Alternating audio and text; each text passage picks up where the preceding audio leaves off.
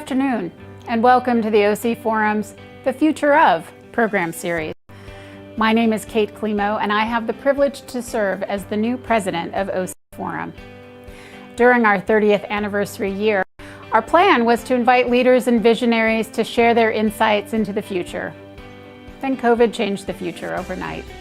Without hesitation, the OC Forum offered our first virtual program on Orange County's response to the coronavirus that reached thousands of viewers who were hungry for information.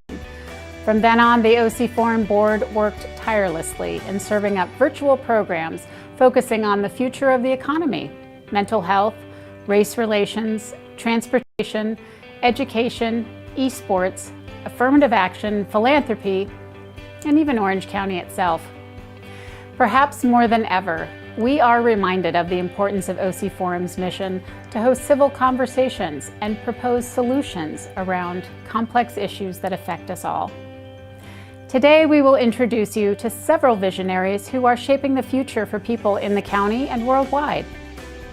As a nonprofit that has historically relied on contributions from in-person events to help fund its mission, the OC Forum has seen people and institutions in this county step up and offer their support through sponsorship. I would also argue that our amazing and diverse board of directors are among the most engaged on the planet. Now we would simply not be able to carry forth the mission of OC Forum without your contributions. Thank you. To all of our viewers, supporters, and sponsors. While we face one hurdle, roadblock, and pile of lemons after another, we have not forgotten to celebrate each other. We hope you enjoy today's program as we continue to celebrate the 30th anniversary of your OC Forum. Thank you for tuning in, and enjoy the conversation.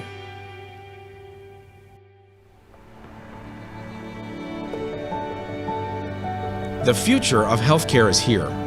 With approval to build UCI Medical Center Irvine Newport, UCI Health will bring the unparalleled expertise and quality care of Orange County's only academic health system to coastal and South County residents.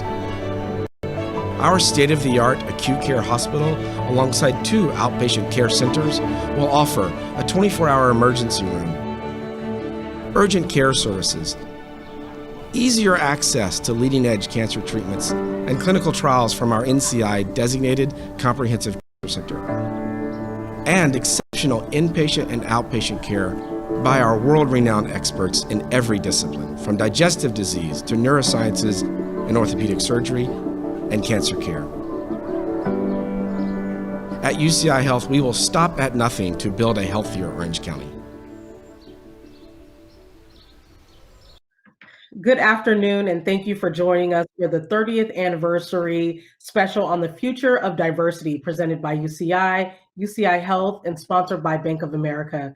My name is Letitia Clark. I serve as the District Director of Public Affairs and Government Relations for the South Orange County Community College District. I will be the moderator for today's discussion.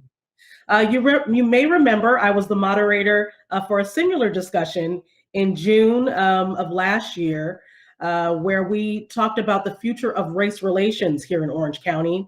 We had a very in-depth conversation with African American leaders across the county, and it was in the height of the response to the death of George Floyd, protests and peaceful demonstrations across the nation. And we were responding to what was becoming an awareness and an awakening across the nation, but particularly thinking about what that meant for us here in Orange County, recapping experiences that we've had, both good and bad, in the Black community here in Orange County, and thinking about what that meant for the future. We decided and talked about and dialogued last time about us continuing the difficult conversations and moving beyond the talk and walking the walk here in Orange County. That kind of leads us to this segment, where we are going to hear from a number of panelists and some people who worked on surveys, and also information about how to actually audit what's going on right here in Orange County as it relates to race relations, and how we move into the conversation about equity and inclusion and diversity.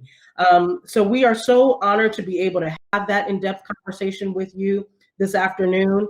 Bobby McDonald, CEO of the Black Chamber of Orange County, conducted some work with the Cal State Fullerton here in Orange County, and he will be talking about the survey that was conducted, some of the data that resulted from that survey, and we will be very interested in learning what he found here in OC, and that will lead into another discussion as well. So, Bobby, take it away. Greetings. My name is Bobby McDonald, and I'm the President and CEO of the Orange County Black Chamber. The time has come for the community to listen, and listen deeply to the concerns of our communities and encourage positive changes. To do that, we must create a framework for safe, equitable, and inclusive public and private businesses and organizations to implement meaningful changes and practices. Equity involves trying to understand and give people what they need to enjoy full, healthy lives. It is the presence of justice and fairness within those procedures and processes and distribution of resources by institutions or systems. Facing equity issues requires understanding the underlying root causes of inequalities and oppression within our society. To move this forward in Orange County, we sought input from businesses, educational institutions, and various organizations via survey. Our hope is to help shape a framework vision for racial equality and inclusion in OC, and to share what these entities are actively doing around social justice within our work environments. With me today is Stephen Reyes from Cal State University Fullerton, who will be going over the results of our survey and what we found and other findings. Thank you so much, Bobby. As he mentioned, my name is Steve Reyes. I am the Strategic Initiative Specialist at Cal State Fullerton. I am in the Human Resources, Diversity, and Inclusion Office. Thank you for this opportunity to share some of our findings here today. So beginning with our thematic approach, right? As we're doing this qualitative work, we're looking into what are the takeaways that we can really operationalize and put into action. And some of these include workshops and trainings. What are the people doing right now? What are these organizations doing right now? And what are their emphasis? What are they working on? What do they see as the major issues that need to be tackled? And some of the more common responses that we got are issues of masculinity, specifically for men of color. This tends to be an overlooked gap, specifically with diversity work, and doing more intentional work in terms of understanding some of the historical roots in terms of masculinity for men of color and some of the issues that are associated there. But moving beyond those, we're looking for normalization of these conversations. This is what a lot of folks were remarking upon, specifically within the workplace. They want to feel comfortable talking about some microaggressions and issues that they're experiencing in the workplace in a way that is constructive, in a way that is going to generate productive conversation and is not going to be limited to just infighting and conflict. This is how you're able to create a system of inclusion. You're able to create an organization that understands and recognizes implicit bias, something that we all carry with us. This was another theme that we were able to unearth as we were doing our analysis was everybody has this implicit bias. Are we doing the work to recognize and address those in real time? And is the organization making sure that they're supportive in that same journey for that individual? And only then are you able to see a true vision for what this could look like. And that was another theme that we were able to unearth as part of our analysis was, what does a vision statement look like for Orange County? What does a vision statement look like for these different organizations working together? And it includes, number one, a celebration of true diversity.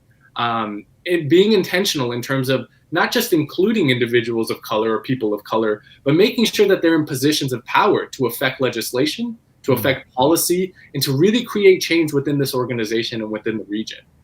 But in order to do this, we need to do a couple of things. We need to acknowledge a history of racism. We need to acknowledge that the region and that the state and the country as a whole has a history of racism that are leading to some of the issues that we were able to see in our analysis.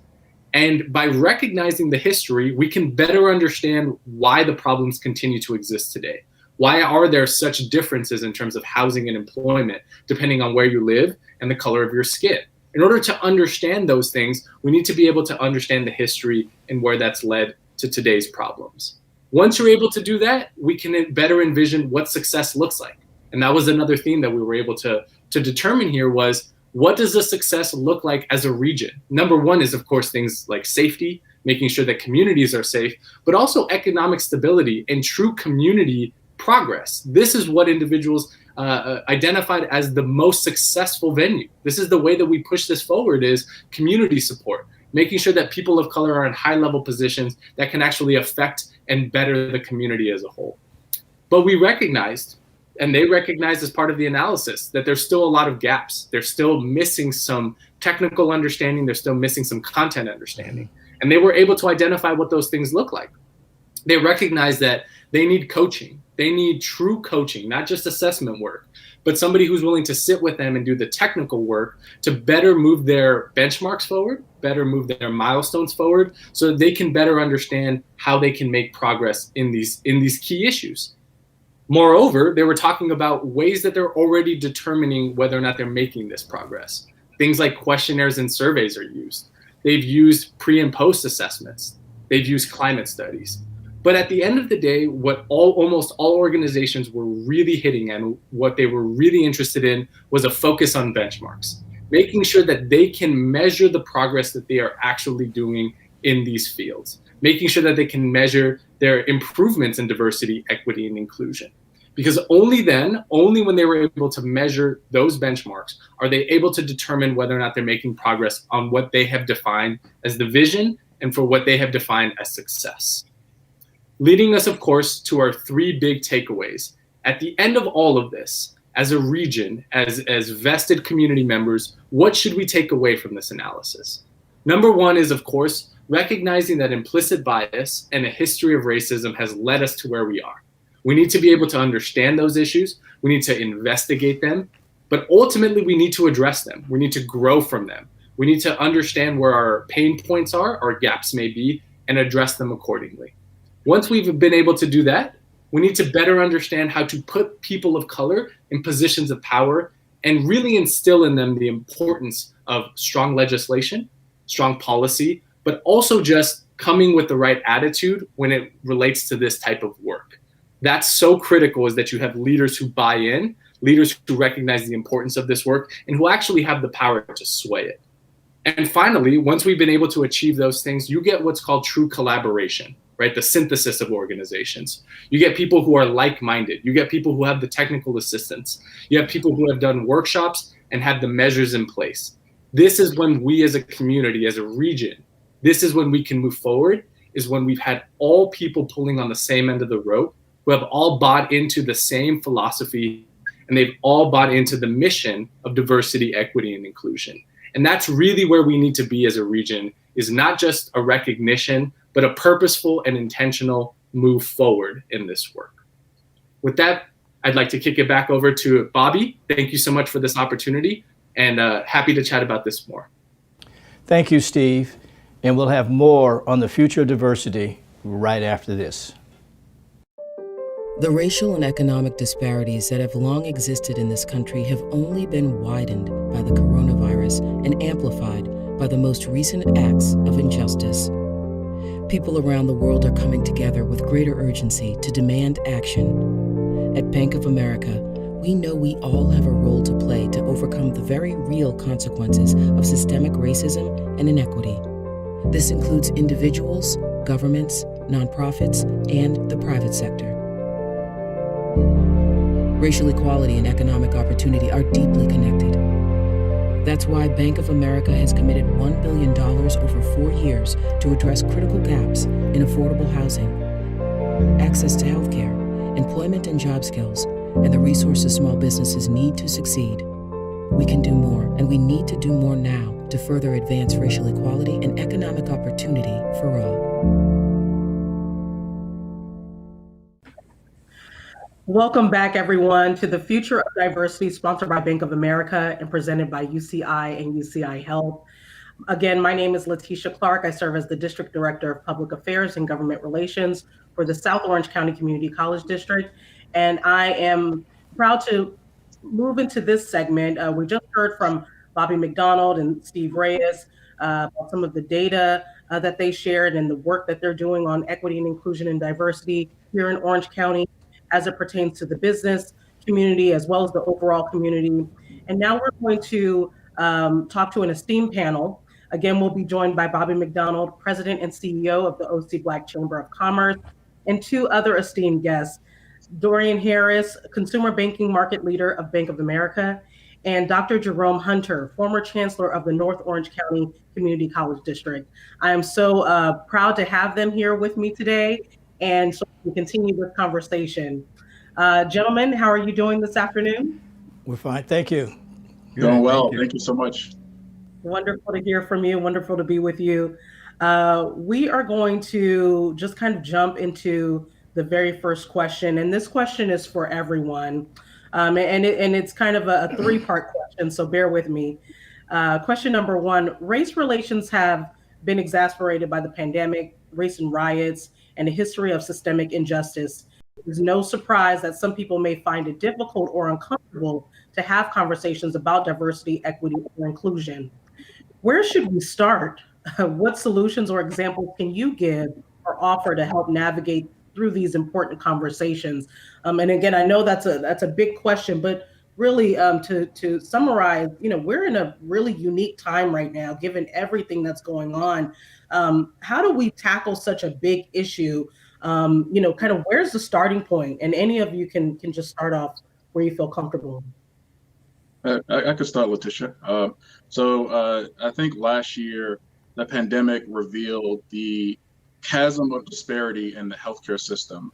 Look at who was out on the front lines and who wasn't. Look at the distribution of wealth for those on Wall Street versus those on Main Street. And it's been well documented that the pandemic has disproportionately impacted Black and Hispanic communities. Now, some of the work that needed to start, I believe, has started. So, for example, last year, we had this very conversation in this forum on diversity, and we're doing the same thing this year. And I think more organizations in the community can model this and continue the conversation. Also, I think people in leadership roles in corporations are critical to this. Everything comes from the top down. So for those leaders watching, all of you have an opportunity here to actually help move this dialogue forward and make some strong changes. At my company, at Bank of America, we've had numerous courageous conversation events organized across the nation, which has created a forum for ideation and a safe haven for others to also learn about their teammates in the workplace. And we've been able to use those conversations to make positive changes within our organization. So for example, we've committed to deliver on our $1 billion four-year initiative to advance racial equality and economic opportunity.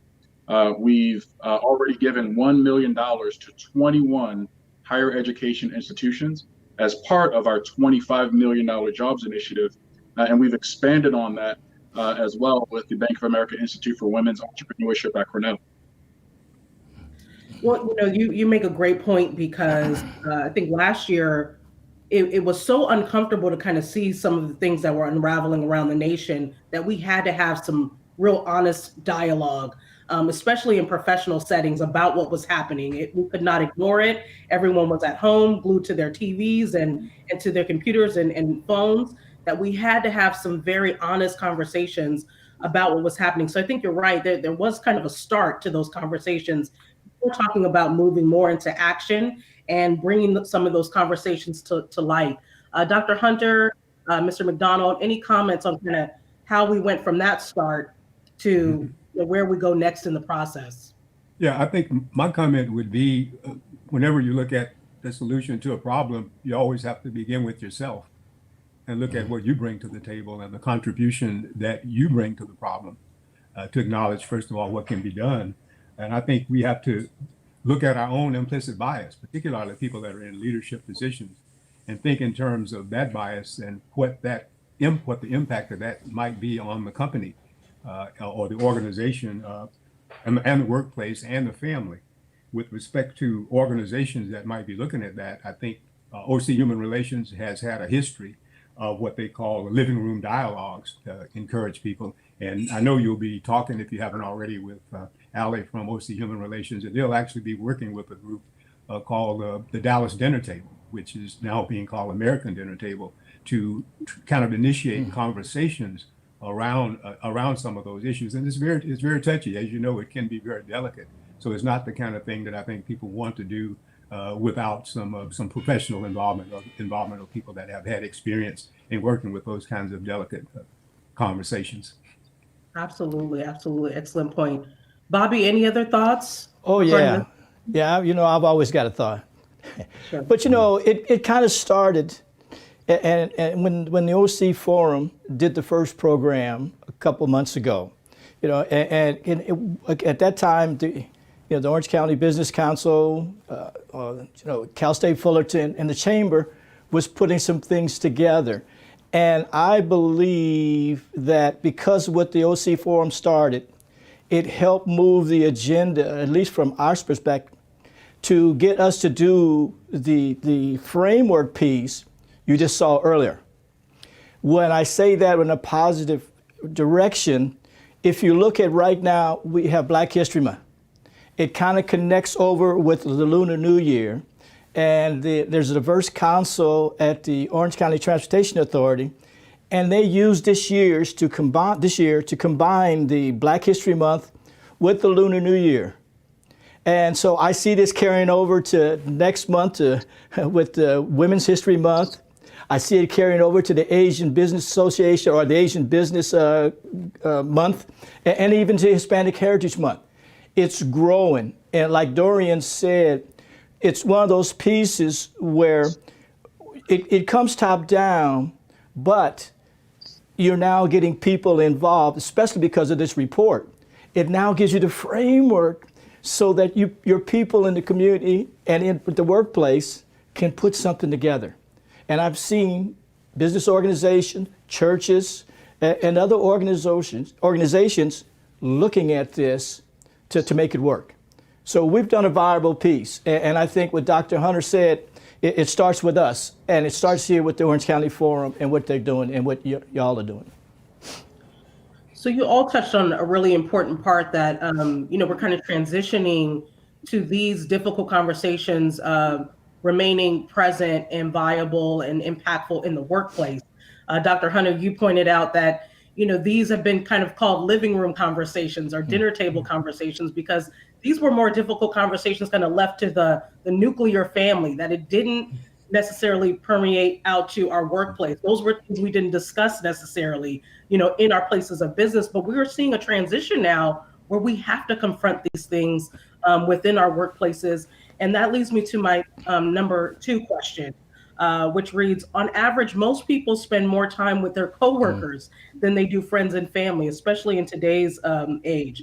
This, of course, impacts workplace dynamics. What beneficial impacts can businesses and organizations expect to see when they embrace a vision that fosters equity and inclusion? And I think this is a good follow-up to kind of what we just discussed. That's open to everyone. Well, I'll start a comment there, and someone has said, if you want to go fast, you go alone. If you want to go far, you go together. Yeah. So I think within an organization, organizations have to look beyond just the bottom line and impact that it's going to have on profit, which it will, because I think lots of research will show that people look beyond just their paycheck and they think in terms of how they're valued within the organization. And a company has to have a culture, I think, in order to appreciate that. And I think there's a real advantage, and it's been demonstrated, to having folks feel comfortable, feeling at home, and moving from union to unity. And that is from just being joined together to acting as one. So I think that is a benefit that companies will see, not only because of profit, but also because it's the ethical and moral thing for them to do. I love that, moving from union to unity. It's kind of how we're evolving from equality to equity in this day and age. So that's awesome. Dorian, Bobby, any other thoughts? Sure, I'll jump in here, and I think that's a very interesting point and spot on as well, as you mentioned. And I think that by embracing equity and inclusion, what you could expect to see in your business is really an increase in employer retention as a result, along with the profitability of your businesses and organizations.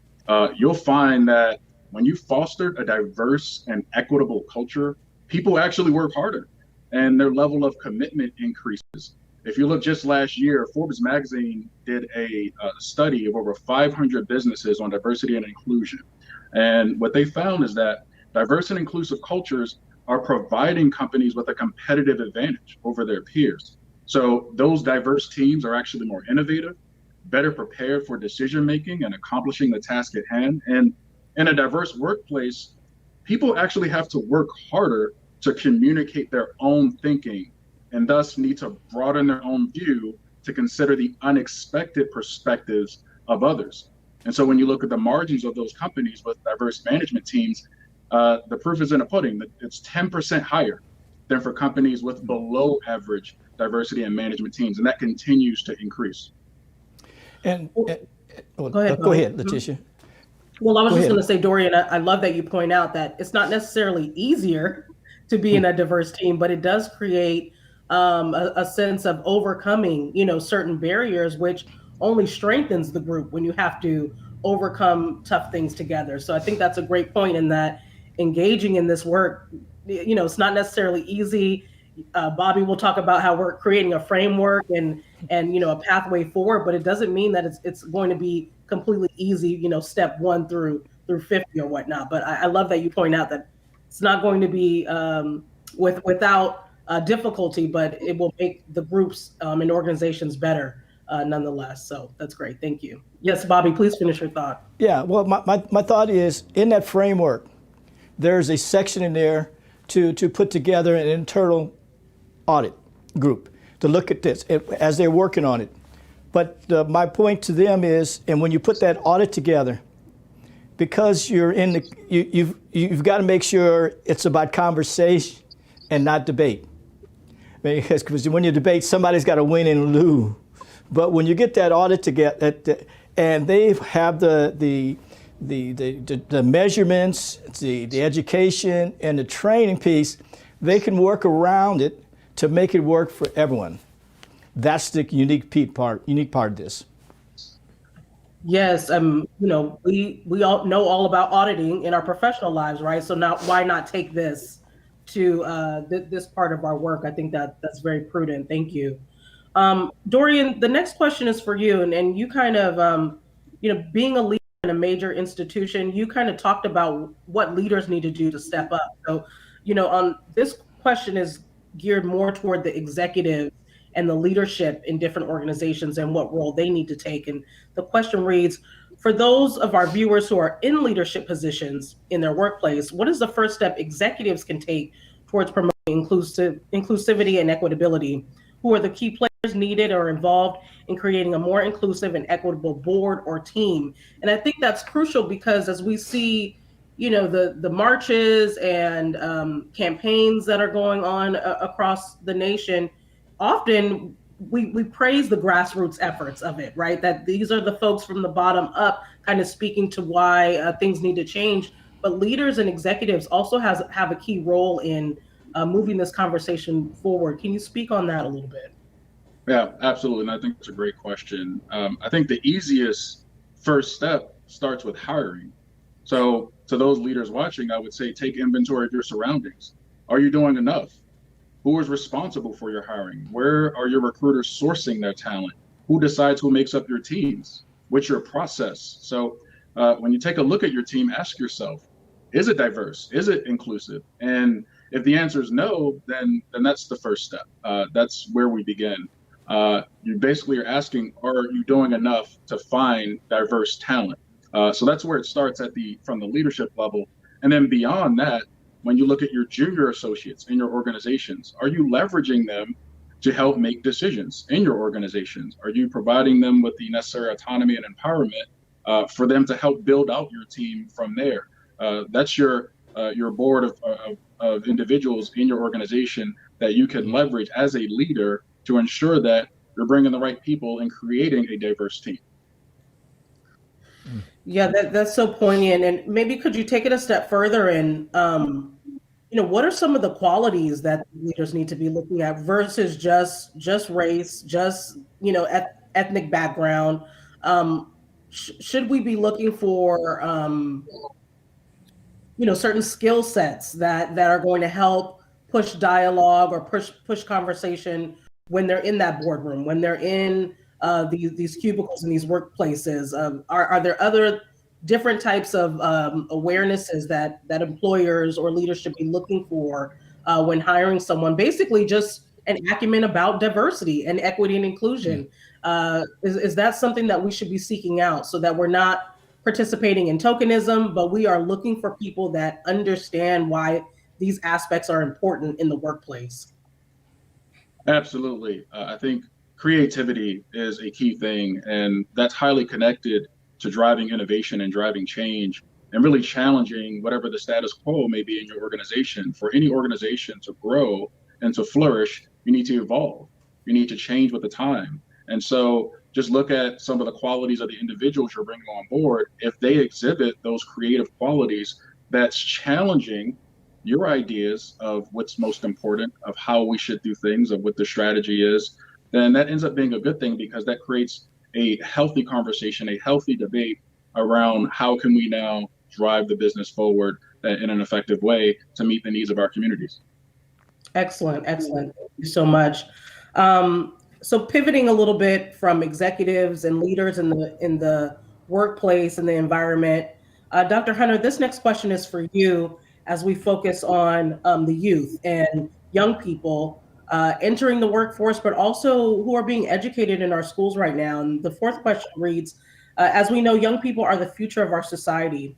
What recommendations would you give to high school and college students from various backgrounds who are looking to enter the professional world, but are concerned about the lack of diversity? Letitia, I think the acceptance of the existence of a problem is often the first step towards solution of that problem. So I think the fact that what I would suggest that all young people do is to look at the existence of the problem and think in terms of what is it that they can do to help to solve it. I think as a people, in particular in our culture, we have a tendency to look for messiahs to come in and for them to solve the problems. But as was alluded to earlier, really much of the change that took place in the civil rights movement in this country was really high school and college kids that were doing things. And basically, I think what we need to do is to go back and as one minister said, I remember hearing some time ago when we talk about folks that were blessed, we think in terms of people that have no challenges and everything just falls in place for them. But the reality is those of us that are given those challenges and given the opportunity to grow are the ones that really benefit from it. So I think the thing is for people to accept that's the reality of what's out there. And as Dorian alluded to, I think people are much more aware of that now. And I think what we need to do is, Congressman John Lewis would have said, is to be prepared to get into good trouble, to acknowledge the fact that that's out there, not to turn away from it, but to move forward and grow and learn from it. Yes, that is so on point in that first we have to acknowledge that there is a problem that exists, and then come to an acknowledgement that we all have a part in the solution. And that includes those who are in high school, college, just entering into their profession. We all have a role to make changes. So thank you for that, Dr. Hunter. And that's a perfect segue into my next question for Bobby, because now we've addressed executives and leaders in the workplace, youth and young people coming into the workplace, but also their role in impacting systemic change within high school and college. But now what about the rest of us, Bobby, all those in the community, our neighbors and our friends who maybe are not in the workplace anymore or don't have large institutions that can facilitate, very robust conversations like the ones we're talking about today? What role do they have? Those small business owners, those community members who may not be in touch with these other structured organizations within our community, how do they become inclusive and equitable?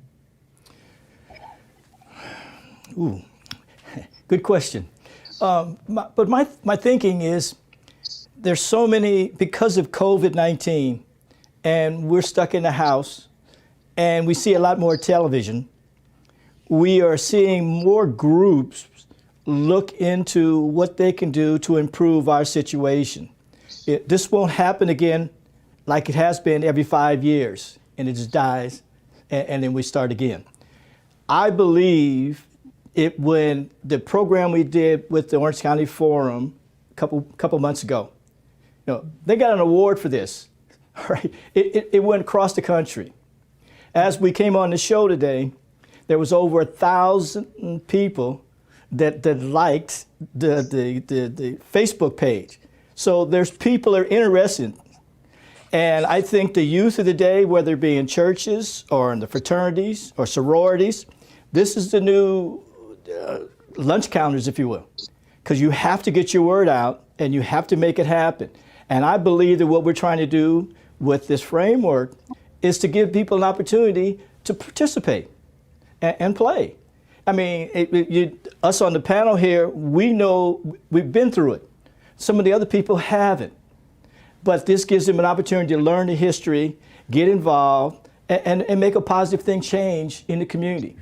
And anywhere, I mean, whether it be a church, a city council meeting, a group setting, or business association meetings, this is what's going to happen.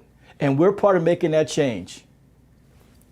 I love that. And, it's a plug for the OC Forum. This is a free tool being provided to the greater community through social media, through video content. And you're right, Bobby, this is kind of the new watering hole, the new lunch counter where these dialogues and these conversations can be had in any home from any device, and really about some very difficult, complex content that everyone has access to. So we want to thank the OC Forum for making this accessible to everyone and seeing how important it is to really just have the availability to everyone to have these important conversations. My next question is for everyone, and I'm gonna tease you all a little bit. The fact that we have an all-male panel, we're gonna talk about masculinity a little bit. So, we often don't talk about how masculinity plays a part in some of the, discrimination as well and implicit bias. So my next question is, how does addressing issues surrounding masculinity, implicit bias, and social identity improve the workplace environment? We touched on implicit bias a little bit earlier, but I think that's kind of the next step to our question. Does anyone want to weigh in? I can go in and start out here. Okay, go ahead. And I think that's a really great question. And just to share about myself, I grew up in a house full of women, raised by my grandmother. I'm with my mom in the house, my two younger sisters as well. So I think it's important for people in my role and in the seats of my fellow panelists here, model what it means, what it means to be masculine isn't just about displaying strength. Love can be masculine. Empathy can be masculine, kindness, sensitivity, listening, patience, understanding. So I look at someone like the late Kobe Bryant, who made popular the term girl dad, that hashtag trending around the globe. It became acceptable and a point of pride for fathers and daughters across the nation. That's just one example. And I think it's very important that we tackle these issues, because when you address the culture, address that culture, you address the work environment. And then this is why I think mentorship is still an important aspect of improving the workplace. We have to talk about this at home and encourage this in the workplace for our young men to actually see some of those tangible changes occur within the work environment. Well, you make a great point. Not only mentorship, but allyship, right, is something that we can be proud of. And I think men advocating for women displays the greatest power of allyship, how you can take a message to your male counterparts and help advocate on behalf of women. And that works in every environment. When whites are advocating on behalf of blacks, when not homosexual, but when people that are not part of the community are and advocating for those on their behalf, it makes a big difference. Even a little more. I'm still, this corner's dark, man. Bobby, any other thoughts? Yeah, I noticed that there may be three males here, but look who's in charge. look who's asking the questions. Duly noted. I'm very fortunate to have grown up with a black mother and a bunch of cousins. So I understand the diversity really well. But I think you hit on a point there. The bottom line is working together. And understanding that if someone's in control you or in charge, just follow the leader. Do what you're supposed to do. Find the niche you're supposed to be in. Go in.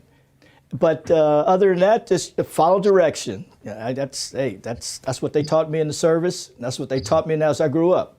Okay. Yeah, I'd like to make a quick comment on that too. I just finished reading a book called Freedom's Daughters by Lynn Olson, and I would strongly recommend it. And one of the things that you realize when you look back at history is that men talk and women work. Yeah. And much of the work, again, I go back to the civil rights movement, or even for those of you working in business, and you realize when it comes time to get something done, and if you're not doing it or aware of it, if you're not doing that, you're really not taking advantage of 50% of your workforce.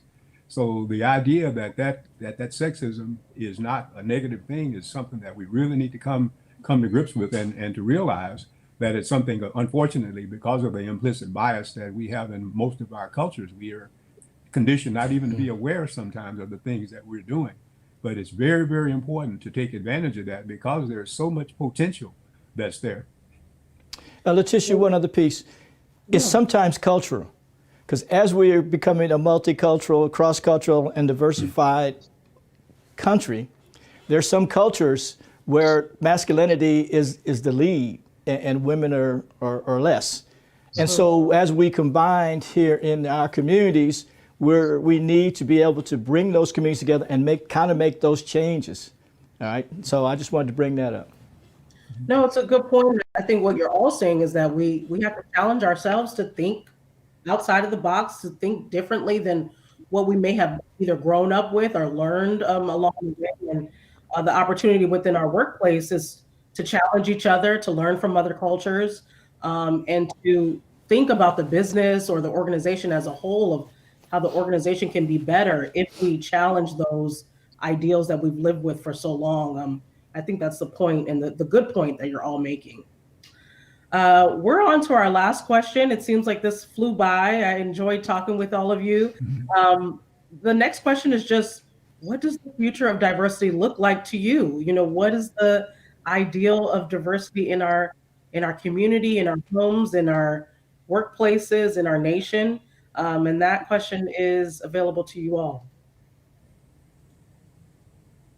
Well, I'll jump in first, and I'm by nature an optimist, so I feel very positive about the potential for what can happen. But also, I'm a realist, and if you look at history, you will realize that the spotlight will shift very quickly. So we have an opportunity, as the other panelists have pointed out, because I think of the awareness of the issues that are out there now. But we need to act quickly. You know, we can't let it go because it will, as Junior Walker said, Bobby, you shoot it before it runs. We really have to get out there and move from a lot of talk to some sustainable action and things that we know that will not only take place now, but will also have future impact. That's right. Yeah, I agree with that. What does the future of diversity look like to me? When we're not having this discussion, when in every pocket of our society, we are debating the idea as opposed to who it's coming from. When every student in our schools has access to a quality education. As virtual learning has become commonplace throughout the pandemic, it's been revealed that there's a digital divide between minority students and their white counterparts. No access to internet, computers, basic technologies, which is hindering their ability to learn. Just last year, Orange County Public Schools adopted a budget of $4.9 billion for 2021. All those funds being leveraged to bridge the gap and provide our students and teachers in schools with meaningful support to address this issue. The disparity in budget allocation between South and North, is that being addressed? Perhaps we should consider some kind of representative committee whose primary focus is about leveraging those funds to close the divide through programs and other various initiatives. But that's my idea of what the future of diversity could look like. I love that. Thank you. I have two groups that I'm involved with that make sure, and I grew up with, that told me that I had to go forward. My dad and my uncles were in the Buffalo Soldiers, and it was we can, we will with the 9th Cavalry, and the 10th Cavalry was ready and forward, always moving forward. And then, of course, my fraternity, Alpha Phi Alpha Fraternity Incorporated, manly deeds, scholarship, and love for all mankind. There you have it. That's good. All words of wisdom from three fine gentlemen. Thank you for your time today. I think talking about the future of diversity, if you all continue to lead and be engaged and remain in the conversation, the future looks bright, in my opinion, here in Orange County. And I also believe we have to invite other people to the table as well. That it's awesome to be in these seats and have these dialogues on a continual basis, but to look for those other diamonds in the rough, in our community that can also contribute to these conversations. So I implore all of us to do that when we're doing the hard work, getting in the good trouble out there in our community. Thank you to all of our viewers for tuning into the program today. We heard from an amazing, esteemed panel. We also heard from McDonald and Steve Reyes in addressing equity and inclusion and diversity here in Orange County through their results of the survey and data that will help carry us through this conversation and move us from conversations to action and not just talking the talk, but walking the walk of working on equity and inclusion here in Orange County.